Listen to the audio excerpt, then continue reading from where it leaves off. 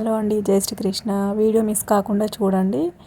ఇంకా నా ఛానల్ నచ్చితే కనుక సబ్స్క్రైబ్ చేసుకోండి, లైక్ చేయండి, కామెంట్ చేతులు చేయండి. రెండు వైపులా అతుకు కాకుండా ఒకే వైపు అతుకు వచ్చేలా కట్ చేసుకుందాము. కాస్త ఈజీగా ఉంటుంది కదా. మనము ఇలా ఫోల్డ్ చేసుకుంటాం కదా. First cross cut blouse cut చేస్తాం కదా, ఇక్కడ క్రాస్ ఉంటుంది. ముందుగా ఇట్లా ఫోల్డ్ చేసుకున్నప్పుడు కింది వైపు క్లాత్ ఉందా లేదా చూసుకోండి. మనకు చూడండి ఇక్కడ ఉంది కాబట్టి ఒక స్ట్రైట్ లైన్ వేసుకోండి. ఇటువైపు ఒక మార్కింగ్ ఇలా పెట్టుకుంటే కనుక మనకు ఇక్కడ క్లాత్ రావాలి అనేది అర్థమవుతుంది. ఓకేనా. ఇప్పుడు మార్కింగ్ నాది శారీలో వచ్చిన పీసు 9.5 ఇంచులు ఉందండి. దానికి తగ్గట్టుగానే పెట్టుకుంటున్నాను. 9.5 ఇంచులు. ఇటువైపు కూడా 9.5 ఇంచు మార్క్ చేసుకొని ఇక్కడి నుంచి ఇక్కడికి 3 ఇంచులు మార్కింగ్ వేసుకోవాలి. మనము ఇది ఇలా చూసుకుంటే కనుక ఈజీగా వస్తుంది. ఇక్కడ 1/2 ఇంచు మనకి కుట్టు కోసం వెళ్ళిపోతుంది కాబట్టి ఇక్కడ నుంచి ఫోల్డ్ చేసుకొని ఇలా పెట్టుకొని చూసుకోండి ఎక్కడి వరకు వస్తుందో. చూసారా, ఇట్లా కరెక్ట్గా వచ్చింది మనకి. ఇలా చూసుకుంటే కనుక మనకు చాలా అంటే చాలా ఈజీగా ఉంటుంది. మనకి ఎంత క్లాత్ పడుతుంది అనేది ఈజీగా అర్థమవుతుంది అనమాట ఇట్లా పెట్టుకుంటే కనుక. ఓకేనా. ఇంకా ఇక్కడ 2 ఇంచులు పెట్టుకోవాలి. 36 చెస్ట్ బ్లౌజ్ అండి.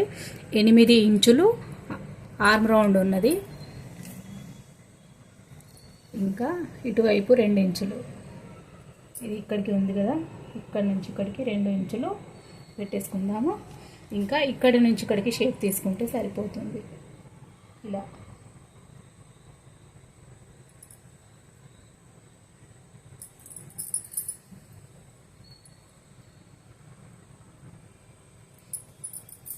ఇంకా ముందు భాగం కోసం ఇది రెండు తీసుకున్నాం కదా, వెనకకి. ఇప్పుడు ముందరి కోసము 1.5 తీసుకుంటే సరిపోతుంది. ఫ్రంట్ పార్ట్ కోసము చేతు లోతు తీసుకోవాలి. ఇప్పుడు ఇక్కడి నుంచి మార్కింగ్ ఎక్కడికైతే వేసుకున్నామో అక్కడి నుంచి ఇట్లా ఫోల్డ్ చేసుకొని మధ్యలో మార్కింగ్ వేసుకొని ఇక్కడి నుంచి ఇక్కడికి 7 గీతలండి. 1/2 ఇంచు పైన 2 గీతలకి మార్కింగ్ పెట్టుకునేసి మార్కింగ్ వేసుకోవాలి. ఇప్పుడు లైన్ కొట్టుకుందాం. ఇది ఇలా రావాలండి షేపు. ఇట్లా వస్తే కరెక్ట్గా వచ్చినట్టు. ఓకేనా.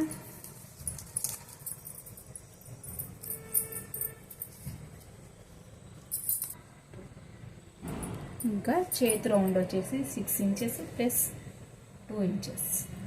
ఇప్పుడు ఈ లైన్ దీంతో వేసుకోవాలి. ఇక్కడ మీకు కొంచెం ఎక్కువ ఉంది కదా, ఇది పెట్టుకున్నా ఓకే, తర్వాత కట్ చేసుకోవచ్చు. మనము కొత్త వాళ్ళు అయితే కనుక కొంచెం కన్ఫ్యూజ్గా ఉంటుంది కదా. ఇప్పుడు మన షేప్ అనేది కరెక్ట్గా వచ్చిందా లేదా అనేది చూసుకుందాము. చూడండి, ఇలా చూసుకోవాలి. ఇక్కడ 1/2 ఇంచు మనకి కుట్టు కోసం వెళ్ళిపోతుంది కాబట్టి ఫోల్డ్ చేసుకున్నాము. తర్వాత చూడండి, మనకు సంఖ ఏ షేప్లోనైతే వచ్చిందో మన చేతి రౌండ్ కూడా అదే షేప్లో వస్తే కనుక కుట్టుకునేటప్పుడు ఏ ఫోల్డింగ్స్ ఉండవు, కరెక్ట్గా వచ్చే అవకాశం ఉంటుంది. ఓకేనా. ఇప్పుడు ఫ్రంట్ పార్ట్ కూడా చూద్దాము. ఫ్రంట్ పార్ట్ కూడా ఇలా 1/2 ఇంచుకి ఫోల్డ్ చేసుకోవాలి. కుట్టు కోసం వెళ్ళిపోతుంది కాబట్టి చూడండి, మనకు ఈ చేతు ఇక్కడనే కరెక్ట్ వచ్చిందనుకోండి, మీకు తర్వాత ముడతలు కానీ ఎటువంటి ఇబ్బంది రాదు.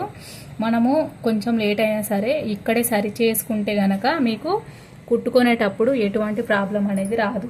ఇప్పుడు ఇంత మిగిలింది కదా, ఇది మనకి టక్స్లోకి వెళ్ళిపోతుంది కదా.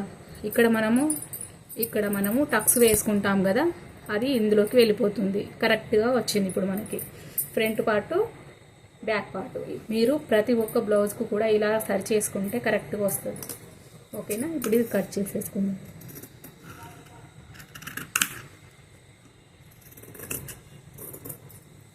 ఒకవేళ ఏదైనా అర్థం కాకపోతే నాకు మెసేజ్ పెట్టండి,